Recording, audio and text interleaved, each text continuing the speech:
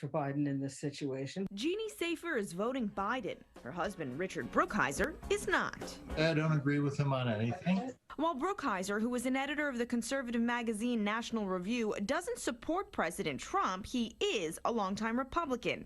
After more than 40 years, he and Safer, a true blue Democrat, have learned to put their political differences aside. We've been canceling out each other's votes for an awfully long time now. In a time when the temperature of politics is at an all-time high, couples around the country who are splitting their votes have had to decide whether they can stay together, and some have realized they can't. I think the current political environment is far more toxic than it ever has been before. Manhattan divorce attorney Ken Jewell says while conflicting politics alone doesn't drive splits, it does contribute.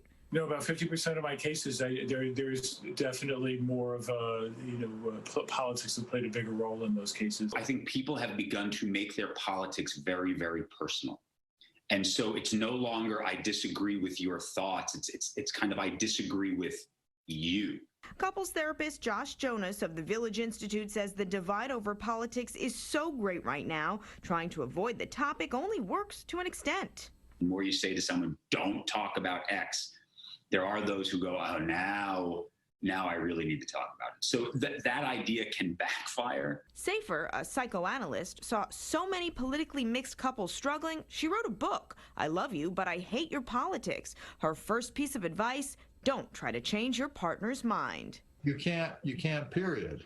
Not necessarily, ever. I mean, people change their own minds, right? But you're not going to do it. She and Brookhiser accepted that long ago and have decided there are some things they just don't talk about.